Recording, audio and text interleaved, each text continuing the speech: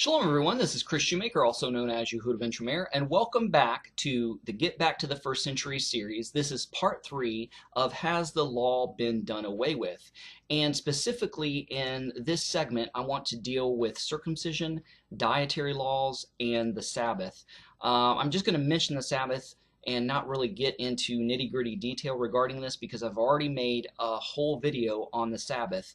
Is it Saturday or is it Sunday? And if it's been changed, who changed it and why? So I ask you to refer to that video in the Get Back to the First Century series in regards to Sabbath. So let's just jump right into circumcision. Circumcision. A lot of people say that because Yeshua came and died on the cross that not only the law has been done away with, but specifically circumcision has been done away with.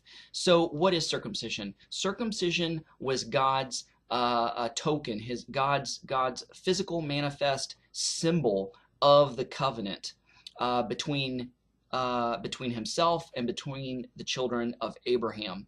Therefore, the law of circumcision was given even before the Torah was given to Moses on Mount Sinai. So let me read to you what I have here. Circumcision was a commandment given to Abraham in Genesis chapter 17 and his descendants prior to the giving of the Torah, the law, to Moses and Israel. So circumcision is only applied to the literal sons of Abraham and ones who choose to become sons of Abraham and therefore convert to Judaism. So circumcision is a choice for the Gentile, not a command. It is a command for the physical descendants of Abraham, to the Jews and the Hebrews, the 12 tribes of Israel. It is a commandment, but it is a choice for the Gentile. Therefore, circumcision has nothing to do with salvation. It's not connected to salvation in any way, shape, or form. It's just a choice for those who want to physically become a part of the Abrahamic covenant. By commonwealth, you're already a part of the covenant, the Mosaic covenant. You're already a part of the covenant of Torah. But to become a part of the Abrahamic covenant, you must be physically circumcised. So this is considered in Judaism today as conversion. But converting to Judaism through circumcision didn't really come along and come strongly in vogue until after the Maccabean era, long after the time, long after the time of the prophets and the time of Moses. It happened during the Maccabean period, before Yeshua came on the scene. Those 400 quote-unquote silent years, as Christendom says, between Malachi and Matthew, there was a lot going on, and the book of Maccabees covers those 400 quote-unquote silent years. So circumcision for Gentiles is a choice, not a command, but the obedience to Torah is incumbent upon Jews as well as Gentiles who choose to follow and worship the God of Israel. So circumcision is not a requirement for salvation. So hopefully we've dealt with that, put that in a nice little package bow, ship that on its way. Now let's move on to the dietary laws, eating kosher. We'll briefly talk about this. Leviticus 11 tells us what's appropriate to eat and what's not to eat. So we know that those who chew the cud and have a cloven hoof, sheep, goats, etc., are clean animals, and those who have one requirement but not the other, like the pig has a cloven hoof but it doesn't chew the cud, that's considered unclean. And not only that, even though the Torah doesn't specifically say this, but if you make the observation of the animals, all the clean animals are herbivores. All the prohibited unclean animals are either carnivores or omnivores. So, it kind of lends to the credence you are what you eat. So it is important what animals you consume, because if you're consuming something that a carnivore or omnivore ate, you could be consuming toxins and things that aren't good for your body. So the dietary laws, again, has nothing to do with salvation. It's to keep us to our optimum health, physically, mentally, and spiritually. So Leviticus 11 tells us what is appropriate to eat. God does not change. We've established He's the same yesterday, today, and forever. He cannot lie. He's not double-minded. He changes not. Therefore, His laws do not change. So the mixed multitude accepted the Torah, the law, with Israel at Sinai. Therefore, they too accepted the dietary laws upon themselves. Now, people will famously bring up Peter's vision, where the sheet held by the four corners was brought down, and all of the animals inside were unclean animals, and God says, "Peter, arise, kill, and eat." And people say, oh, well, God was saying that the dietary laws have been done away with. that is totally false and totally taken out of context. You can't just take that vision and run with it and make your own interpretation to it. You've got to see what precedes the vision, what comes after the vision. You've got to look at the vision in context. And if you look at the vision carefully in context, it has absolutely nothing to do with food. The unclean animals were symbolic of Gentiles, because prior to the vision, Peter was praying, goes into this vision. He has this vision. He's thinking, Lord, I've always ate clean. What is this talking about? Even Peter at first thought it was talking about food. Then these Gentiles were sent to find Peter and bring them back to their house. And a Jew just doesn't go with a Gentile just anywhere, because he does not want to become ritually impure or unclean and be coming in contact with the Gentiles, therefore being excluded for a day or so from temple worship and other ceremonies and rituals of the Jewish people. So when these people came to the door and he discovered they're Gentiles, all of a sudden the vision clicked and he understood. He went with Cornelius and he gives the interpretation of the vision to Cornelius and to his household. He said, God has just shown me not to call any man unclean or uncommon, directly referring to that vision.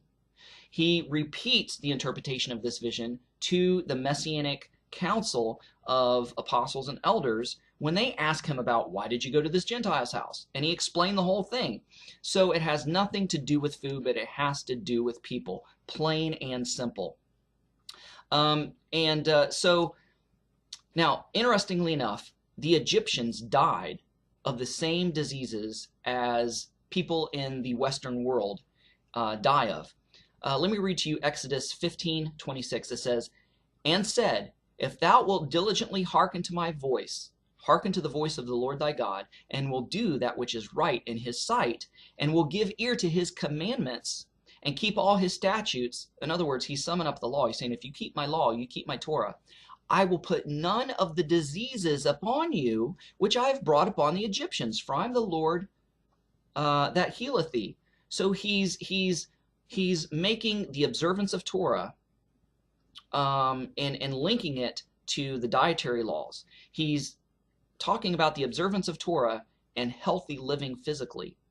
So autopsies have been performed on many Egyptian mummies, and out of all the mummies autopsied, most died of one of the top 3 diseases that people die of in the Western world, which is diabetes, heart disease, and cancer. All 3 of these diseases are food-based, dietary-based diseases. They can be avoided by eating kosher, by eating clean, by following God's dietary laws in moderation. And that's kind of the link there. That's another good reason why to eat kosher. Are you going to go to hell if you eat a ham sandwich? No. But you might get to heaven quicker than you want to. So eating kosher and following God's dietary laws has nothing to do with our salvation or our personal relationship with God. It has everything to do with living our best in optimal health, physically, mentally, and spiritually. So if God commanded these things and he's doing it for our best and for our benefit, why go against that? Why, So I was going to go into Sabbath at this time, but I won't, and I will refer you to the video of Sabbath. Is it Saturday or Sunday? Who changed it, and if so, why?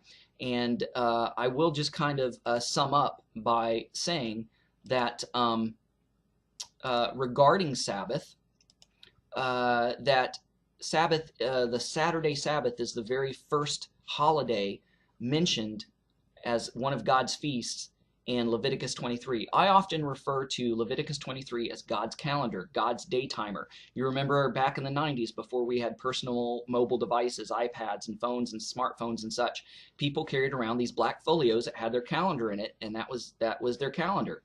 And they penciled or pinned things in. And so Leviticus 23 is God's calendar. It gives all the feasts of the Lord, not the feasts of the Jews, not the feasts of the Hebrews, but the feast of the Lord. So anybody who follows the Lord is permitted and allowed to and encouraged to and commanded to actually participate and obey and observe these feasts. So I won't go through these feasts. I'll let you read that on your own, but it talks about Passover and Pentecost and the Day of Atonement and things like that. So that is God's calendar, the first day of which is the Sabbath, the weekly Sabbath. Then it goes into the annual feast thereof. So I'm going to close out this part 3 with asking the question, why no revival? Why isn't there any revival? And let me read to you what I've written here. Many believers who say they want to get back to the New Testament church long for the power and miracles and events that they read about in the book of Acts. So why no revival? It's because we have forsaken Torah. We have forsaken God's law. We have forsaken God's instructions. You look at every instance in the Bible where revival has taken place. King Josiah, the days of Ezra. Matter of fact, the modern day synagogue and its service is based on Ezra's gathering of Israel together to read the law, to read the Torah. Shavuot, otherwise known as Pentecost, in the book of Acts. Another instance happened because the leaders and the people rediscovered or realized their backslidden state, made teshuvah, that is, made repentance, and returned to the obedience of God's Torah, God's laws, God's instructions. So why no revival? Because many say that the Torah is not for today because we read, misinterpret, misunderstand, and misapply the scripture. We need to deprogram ourselves from this modern Western Christian dispensational thinking and pawning it off as if this is what the first century believers believed. Many Christians today also believe that there is no such thing as the apostles, prophets, but just preachers and teachers and evangelists, and they dismiss most, if not all, of the gifts of the Spirit. So I do also have a Get Back to the First Century video called Why No Revival, and I get a little bit deeper into that. So this has been part 3 of Has the Torah Been Done Away With? So through these 3 videos, I hope that we've clearly established and answered the question definitively that no, the Torah, the law, has not been done away with, but is not only applicable to the Jew, but to the Gentile as well. Thank you so much for watching. Shalom, Shavua Tov.